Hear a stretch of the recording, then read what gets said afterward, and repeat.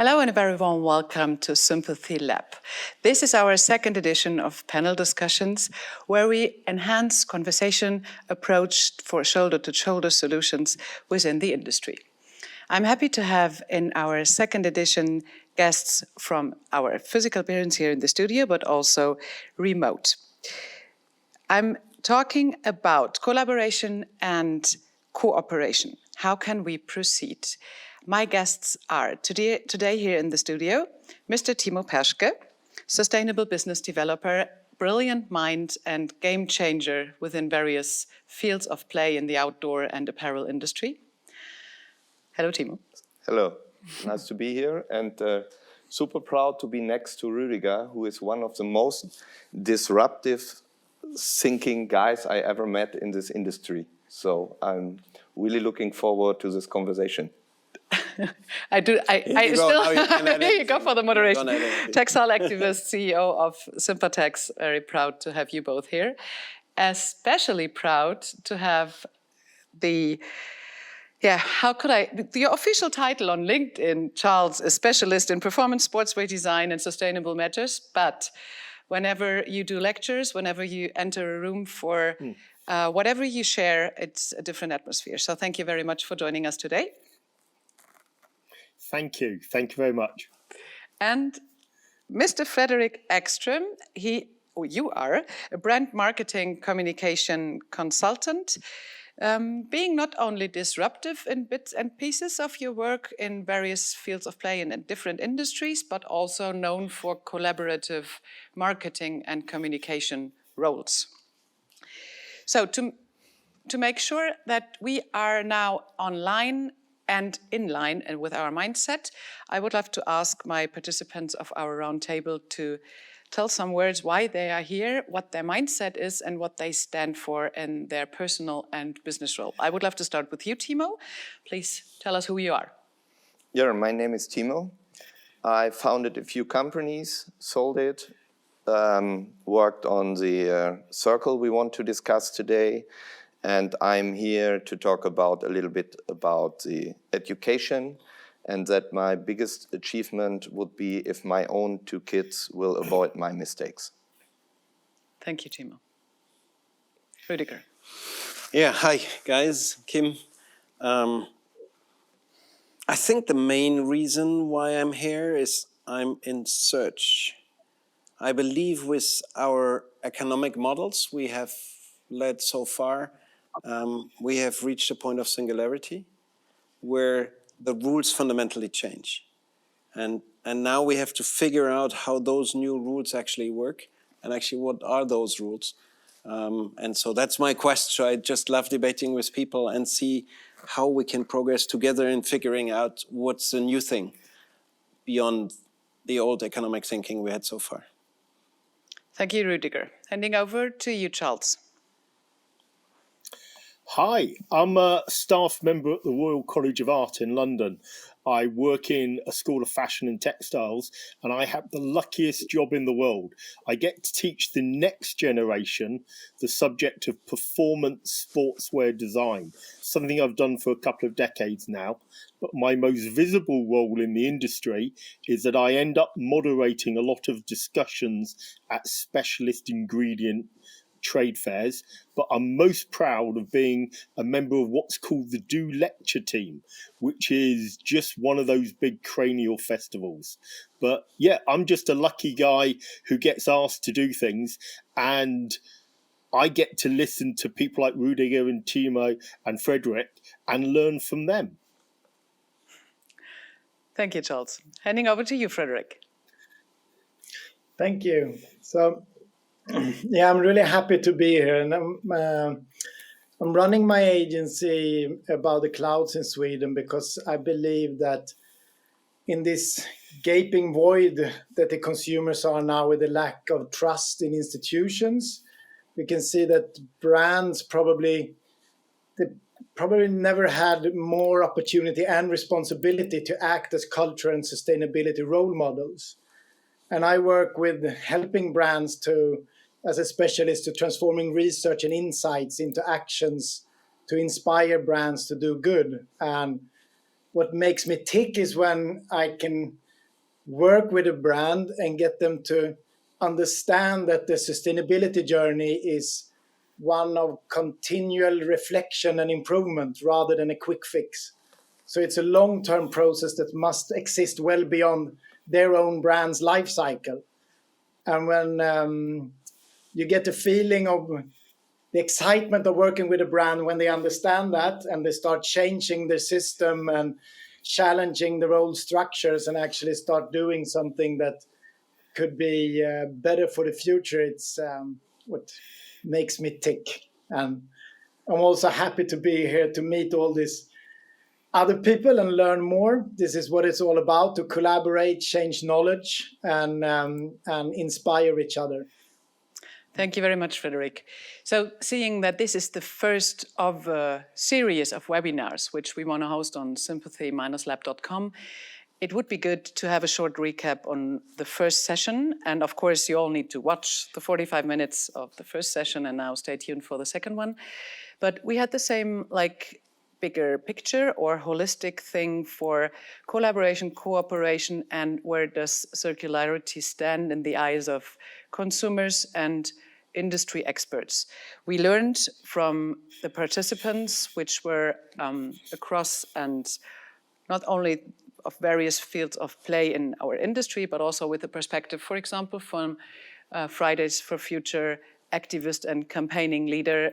His name is Maximilian Reimers, and he more or less taught other industry experts, Markus Huppach, former CEO of Sport 2000, and Rüdiger Fox being here as well now, where the perspectives of the younger generation are, or what they expect from us as generations wider within responsibility and business. And it was not only a conversation on democracy, it was also on legislations where it can go in terms of CO2 budgets, ban fossil oils, or how we need to talk and work together with a different attitude, not only in leadership, but also in communities.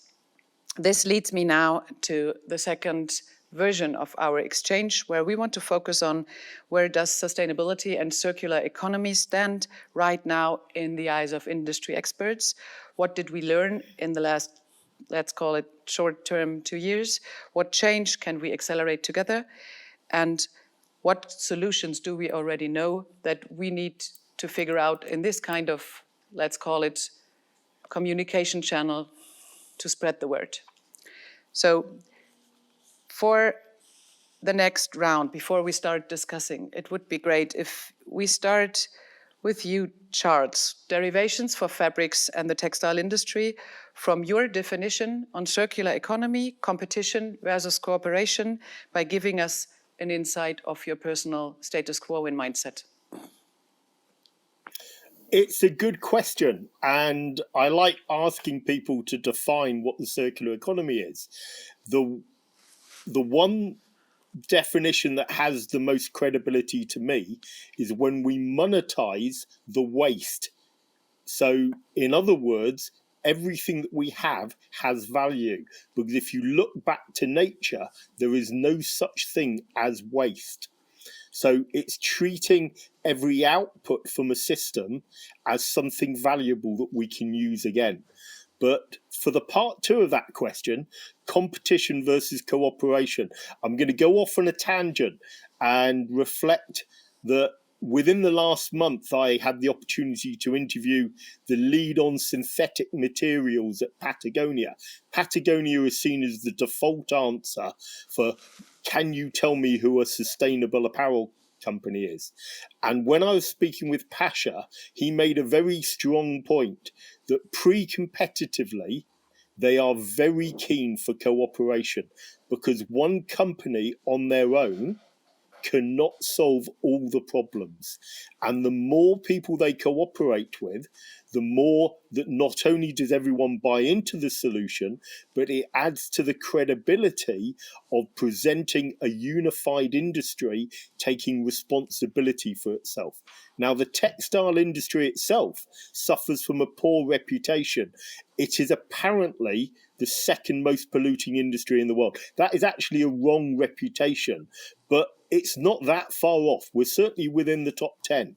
But to wrap up this question, where the circular economy comes into my field on textiles is there are two sides. We have the more responsible companies who are doing a really good job, and there's a 9 or 10 stage sequence to go through with your fabric, with your garments, to keep it circular, starting with revitalizing it, repairing it, washing it, resizing it, reselling, and so on.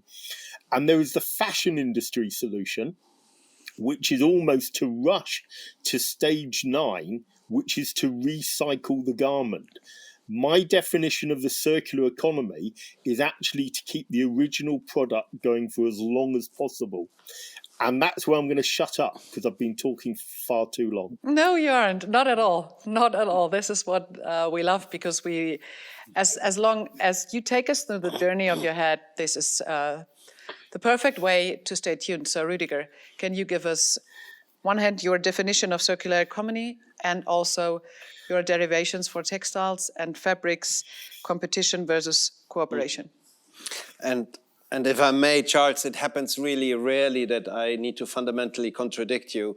But thank you for the opening statement, because I want to build on this. I believe circularity only starts when we have extended lifetime. And for a very simple reason, and that is related to the collaboration part. Everything we can do to extend durability, repairability, multiple usage is in our hand. So we just need to take the fundamental responsibility we had all the time. Circularity ticks in when we need to try to link the end of the story to the beginning of the story. And I sometimes say, no matter how long a line is, it will never become a circle just to extend the length. But the magic is in connecting the two dots. If we just extend lifetime, we also will extend the challenge for nature to really absorb the consequences when something reaches end of life, and there will be at some point end of life. So what I believe is that the big challenge on circularity is not technical. From our experience, the big challenge on circularity is what you quoted from Patagonia is actually not actually pre-competition, but you cannot create a circular system without collaboration. Because everybody in that circle is provider and user at the same time. And we experienced this in a circular setting like the Where2Work Consortium, where we figured out that nobody can actually drive a solution if he keeps on optimizing the system for himself. So I think the whole circularity discussion actually starts in stage 9, even though I agree with you, Charles, there will be stages before, but that's typically what's in our hand. In stage 9, we need to start with a complete new mindset, which is collaborative. Thank you, Rüdiger. If you can do your derivations, Fredrik, seeing it not only from the apparel brands you work with, but in our prep calls, you said there were technology corporates and other ways that you were able to include into your derivation of circularity, sustainability itself, and your personal motivation.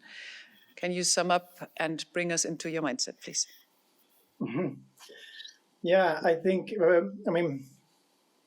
first I would like to address what Charles said. It's that, that no company can solve this. It's also one of my my main beliefs in this, that the transformation to circular society is not a solo brand's problem or challenge. It's not a nation problem or challenge. It's a planetary and society challenge that we all need to face together and collaborate, either if you're a brand or a person or whoever you are. And I believe that brands must power up their ideas of how to challenge the old structures of having the linear system there where you have a start and an end, and building this way of working and mindset into everything they do.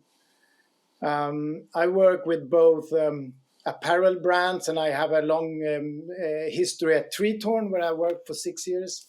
But now I also work with cryptocurrencies, eco tokens that are monetizing parts of the ecosystem to CSR to protecting them, which is like what I see is the future of the sustainability frontier that will kick off the next coming years, I think. But when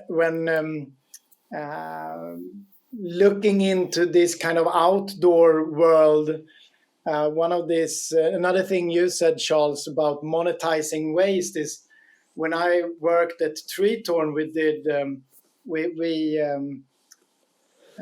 pinpointed just that thing because we were making our products from nylon and plastic, pretty much polyester and nylon. And we had the mindset that if we need to change how we interact with nature, or nature won't interact back with us. So if we can't find this kind of resources naturally in nature, how can we find them in a semi-natural way and make them come to us? So we created a system where we collected and upcycled fishing nets in Korea and repurposed the nylon into new kind of jackets. But we used that as a way to transform both our company and the consumer, to use it as an educational project.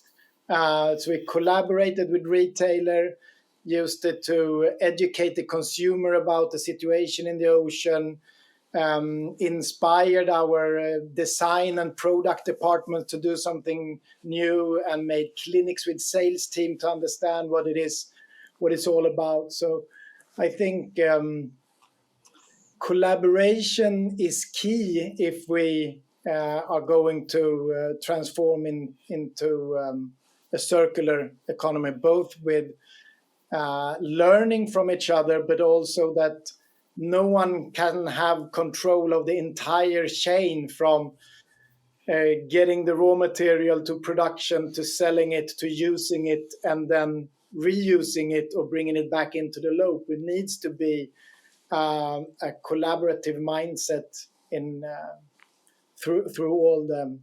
Thank you, Fredrik.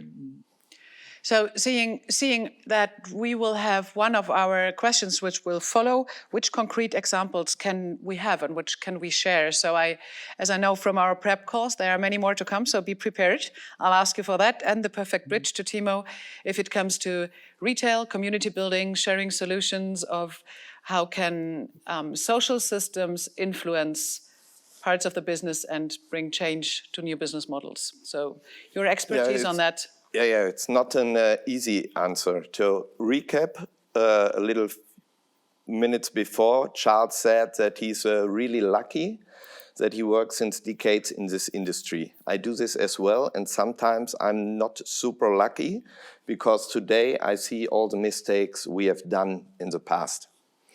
And there are a lot of many different views, and I also saw your first talk, and maybe you are the Thanos of the industry. I don't know if you are familiar with him from Avengers.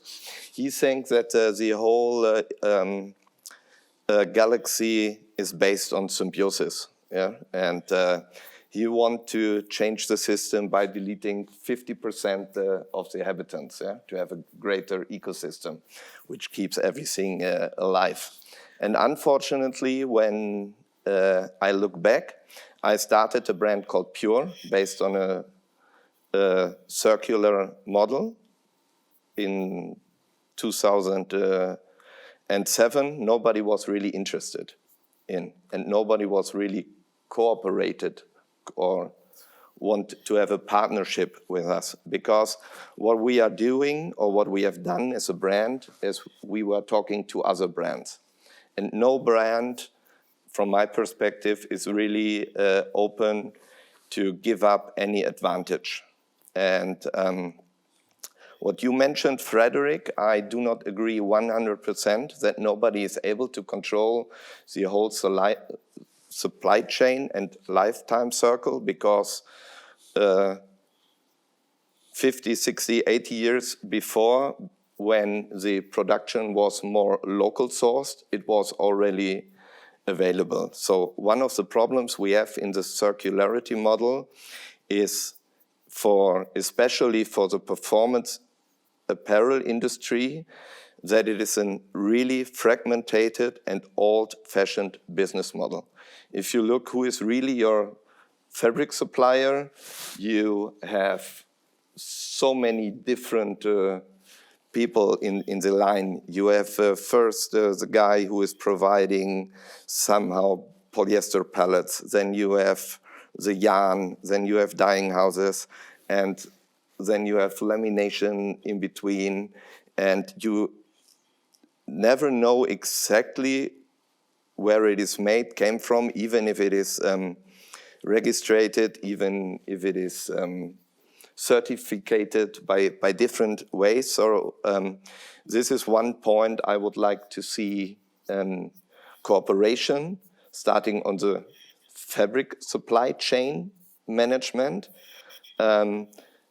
Because the brands, from my perspective, maybe you can change my mindset, they will never collaborate because their business model is to offer a worth lovely brand, and therefore they will not give up any advantage to a competitor. Okay, thank you for your state of mind. Ross, Charles, I saw you doing like this. Rüdiger did the same. So something triggered you both. I would love to see you, Charles, answering or commenting first. Well, I love working with Rüdiger because he extends what I think. And whereas we might disagree about minor things, I also think it's actually fair to bring in a slightly different level to this conversation. And during our recent lockdown, we've all become aware of how we could see the Himalayas from India again because all the pollution cleared. And I now don't actually fear about the sustainability of this planet. What I fear is that if we don't talk, if we don't sort out a responsible attitude, the people who will suffer are actually going to be the human race. So to me, we're almost diverted talking about the sustainability of the planet. We actually need to sort out this task because it is for the health of our whole species to go forward. Absolutely. So this is a very important inclusion in what you said. Did you want to comment also? Oh, sure. You wouldn't be surprised. And as you say, Charles, I think I would almost top it what you said. I think we should stop about talking that there are alternatives. I think once we accept the fundamental of size of the change we need, then we have a different discussion. In a way, Timo, you said at the beginning, your advantage or disadvantage, like Charles being in the industry, I have the same, let's say, split feeling with me being only 5 years in this industry, coming from other industries. But where sometimes it helps, I feel, is when we look where have been solutions. And if you look at the electrification of the car industry, where I was in the early years part of, we had a tremendous debate of the size and the exact shape of the plug. Each car provider had a different type of plug. Each car provider had a different interface for a mobile phone. So the Nokia one worked, the Apple one didn't, and the other way around. I think what we can learn from such industry, how fast that can change. And I think when we talk on collaboration, we need to really be careful in defining the space. I sometimes, even myself, do the mistake that I say collaboration is the opposite of competition, which is true in some sense.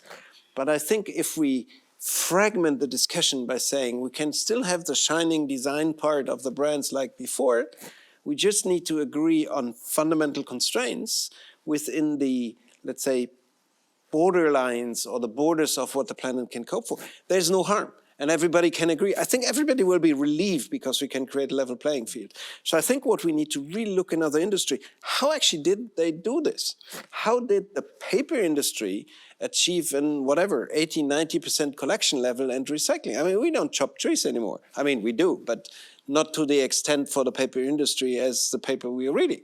Aluminum, 95% recycling rate. So we can learn from some other industries and really look what are the role models and then stop discussing alternatives because they've invented it. We don't need to reinvent the wheel. So I would say in this space, there are certain areas where we need to see, can we agree on a standard? It's probably my wording sometimes also too provocative and polarizing. There might be actually some standards we could agree on, and then we don't, like you said, Charles, pre-competitive. So there's a baseline, and that's what we need to agree, and then we can keep competition on it. And then perhaps the last word, I think, perhaps, Charles, it's not actually step 9, but step 1. If we look at circularity from in a sourcing position and say, what if we agree that we're not allowed to buy any new raw material for any clothing we produce, we can have a great standard. And then we find the solution from there before we look at end of life and have all the excuses that happens ideally in 20 years or 50 years or 30 years. So, yeah, the question is how do we get that at a concrete level, and how do we get inspiring enough, or not only inspiring, but concrete call to action or next steps towards all possible channels we can use at the moment. Because if we see, we just had a consumer conversation and we need to inform, educate, or maybe your position was quite like straight, we need to change possibilities of consumption. You called it like give out vouchers. Give out vouchers up to the level of planetary boundaries. We leave it where it is, because otherwise we would not It's a Thanos story. No, I don't kill people, I just limit consumption. We have different perspectives, and now seeing that we have somehow a channel to address persons who hopefully listen to us, see us, and spread the word. So if you four are now like accelerators for various fields of play, architectures of the various industry settings in sporting good and apparel textile, please try to address concrete next steps, whether towards consumer, executive level, product developer, designer, or combine it. But it's your show now for some minutes to make sure that the right messages on concrete level reach out for the world. I would love to start with you, Charles. No problem. And I'm not going to answer that question to begin with. Can I go back to something Rüdiger said? Which is, I was sure you do.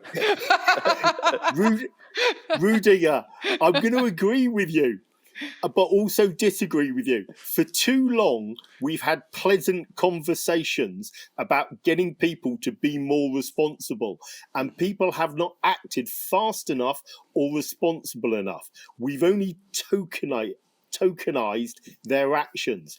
We actually need to prod them with a stick. We need to stimulate them to the urgency of the situation. So I like it when Rüdiger chucks out a really good challenge, because our current method of encouraging people to do things is not working well enough.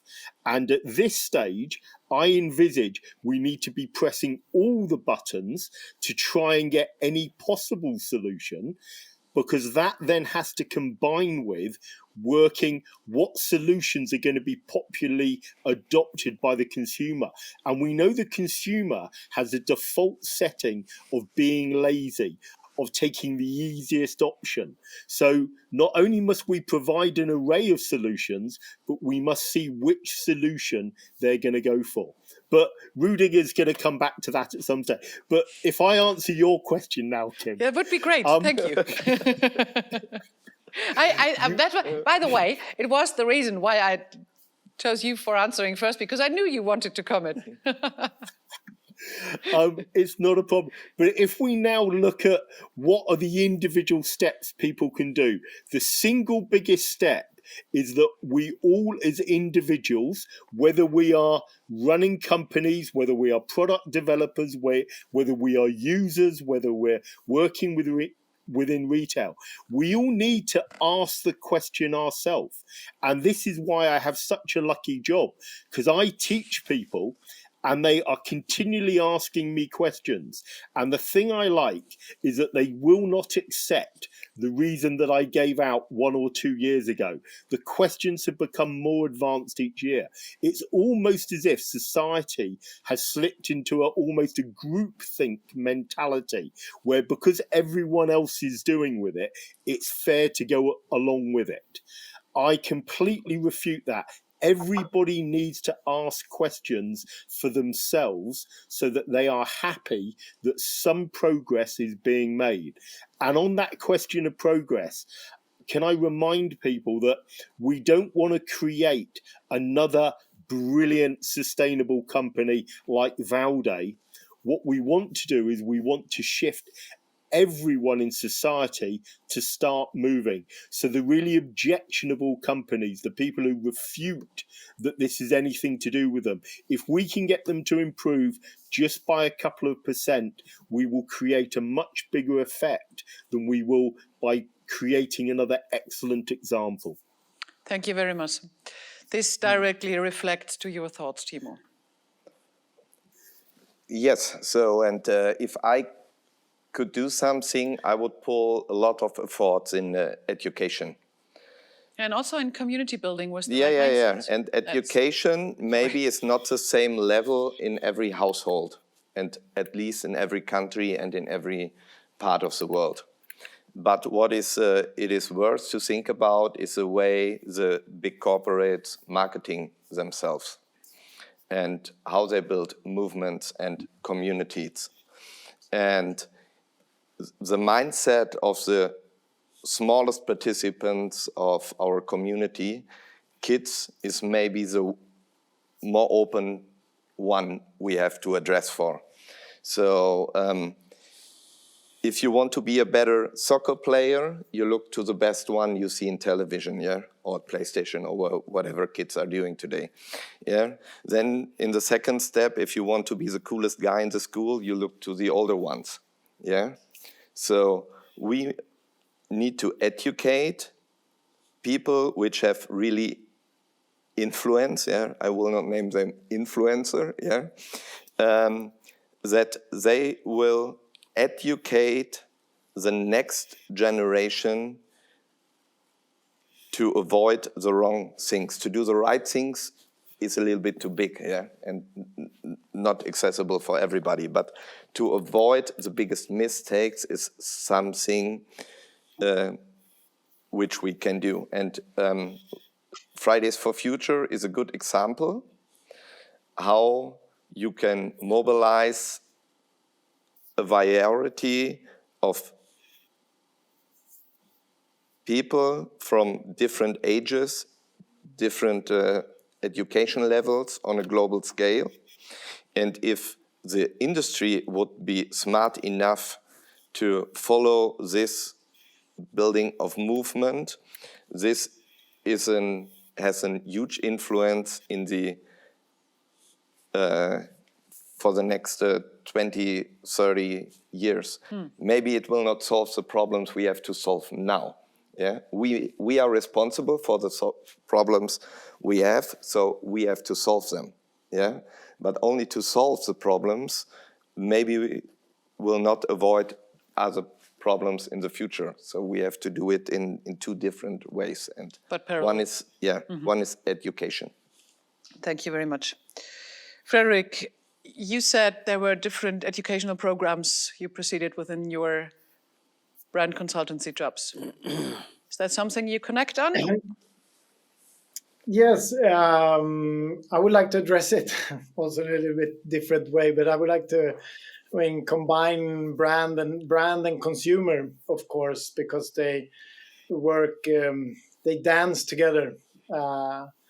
And I mean, I work with a lot of research and reports, and one of my last reports, The Next Sustainable Consumer, that is researched the Swedish consumer from a sustainability perspective.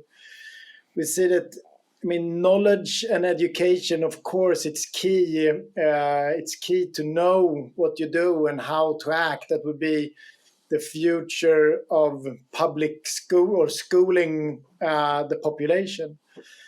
But we also, I mean, we could see in my report that 9 out of 10 Gen Zs feel that their environmental actions or environmental choices disappeared into a black hole that didn't do neither good or bad. They had no idea what happened truly with their actions.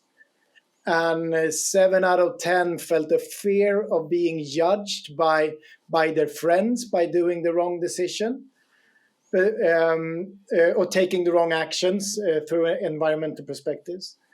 But in the same time, 8 out of 10 wanted or were impressed by people that taught them something new about sustainability, something new and exciting.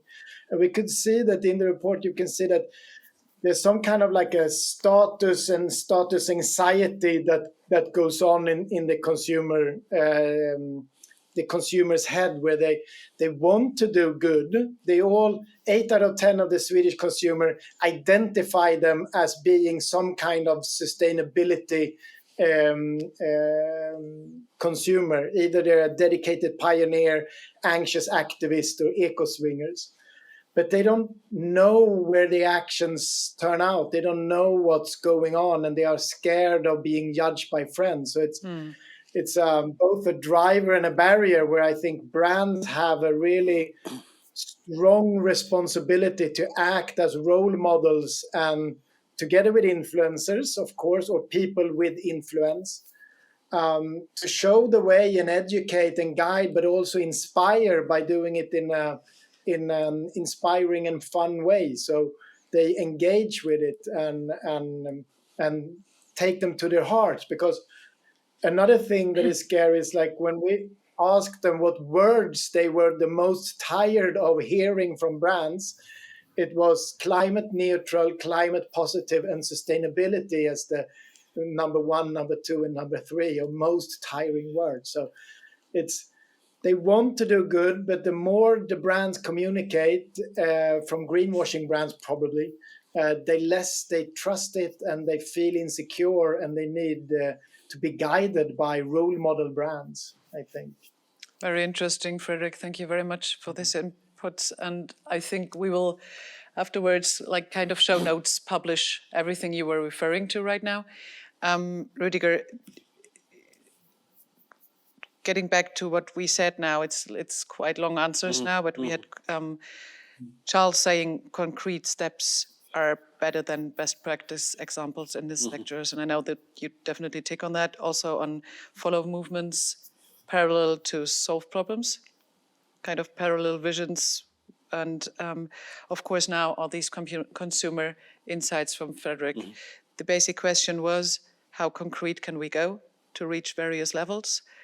Maybe you can find like the closing words on that one. I don't know if I can find the closing words, but I think we can relax. And before I explain this, I first of all, and this is probably on behalf of the three of us, Charles, I so much enjoyed the way you talk, because you are master of the Shakespeare's mother tongue. And I think English is the only language where you can put the notion of stimulation and the use of a stick into one sentence. And I don't think that's related to the English education principles. But I think that's where the conflict is. We're discussing always between stimulation, motivation, change, and on the other side, the stick, the punishment, the law, and everything. I think there's a third part we could look at, and that is, for me at the moment, that gives me a bit of hope. It might just happen anyway. Because when you look, and Charles, we were playing on step 9, step 1, but what is amazed to me is that in the last 12 months, so many CEOs committed to a recycling commitment on their raw material, which is fantastic. But as in many other industries, change doesn't happen out of commitment. And especially if the commitment accumulates, it induces bottlenecks. And what my forecast would be, if you add them all up, there aren't enough bottles. Bottles will become a bottleneck in our industry, because all the commitments on recycling, which are public, so people will measure companies and brands on it, is built on the assumption that there is enough waste bottles to go back into yarn. Now, if that bottleneck becomes a bottleneck, and that's my forecast because Coca-Cola is the biggest consumer of packaging material by far, has committed to a 50% recycling goal, they will use their own bottles for recycling. And that, in my view, is my forecast, will be the trigger for, first of all, a huge shortage, an explosion of raw material prices of recycled materials, and we see it coming already now, and then a massive shift of what you said before, that we actually will price, or the waste will become a valuable asset, and that will be our waste from the textile industry. So it might be that we need to observe, while we're talking on stick versus stimulation, there might be actually something we should closely observe, that by all the cumulative commitments of the size of our industry, nobody has yet looked at what bottleneck will emerge. And that's definitely the raw material assumed to be usable for yarn. So it could actually be, we can just relax, it happens anyway. And that's not a forecast, but there's actually some likelihood that circularity is the natural outflow out of a huge shortage in recycled material coming up in the next 12 to 24 months. Okay, thank you, Rüdiger. So seeing at our timescale and where we wanted to end up is right now. So I know you, Charles, nodding, saying, okay, I need to comment on that. I would allow all of you some last thoughts on this in terms of 1 or 2 sentences, and then we stop and give this round more space of discussion in our Sympathy Lab, because that's why it's there for. But we want to stay sharp, we want to stay to the point, and this is why maybe Fredrik, some thoughts on what Rüdiger said, and closing down what your thoughts are would be great. You do not need to. You are just the opportunity. You do not need. Yeah. No, but I totally agree with that. Recycled material will be in shortage when everybody tries to create a quick fix in their system, just to say that we can't change our system, just bring in some recycled PET and make it out of that. That will just build up a new problem in the end, I think, when everybody turns to something quick and easy. But I think that the ongoing transition for brands is when they see the true value of actually changing what they do. And it's that if we continue to exploit the earth, we won't have any more material to do our products from, and brands can't survive. They need to see how it all works in the ecosystem, and how you bring something to the table, you take something from the table, and it all goes round and round and creating something that is greater. When brands understand that, I think that would be when the change is really, really coming, either if it's a quick PET recycled exhibition or not. But I think that also my last word to put on the agenda for brands to change, or people also, is that sustainability is not about being perfect. It's about doing stuff and continue do them over and over again, change bit by bit, piece by piece, and not be scared of being judged who you are today, as long as you're transforming to something better in tomorrow. Because no one can start the journey being perfect 100%. But if you have a North Star that guides you towards the right direction, you would probably find a brighter future. As in life, Fredrik.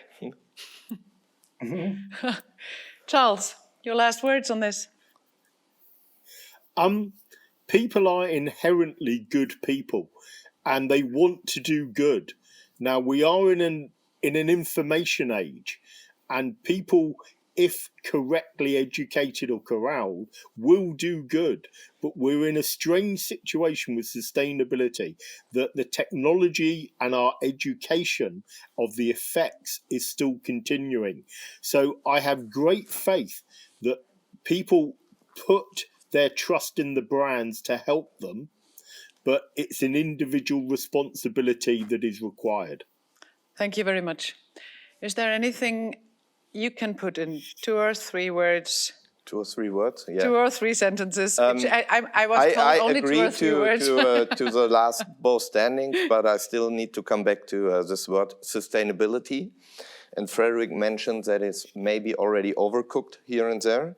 So, and nobody is holy. Yeah. So you have also to divide sustainability from, there is climate change and action on one side, then you have environmental friendly things, and you have diversity of animals, and you have all these fair wedges inside. So it must be simplified to educate the people, right? And then the industry has a choice where they can change their behavior rapidly, because you cannot change everything today, but you can pick up the biggest mistakes you do and stop it. And therefore, you need to classify all these small parts which are in this big word, sustainability, and yeah, that's it. Thank you very much.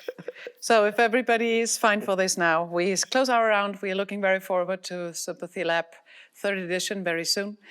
We live and breathe what is up in the industry, so share your thoughts with us, share your comments and feedback on the sessions you see.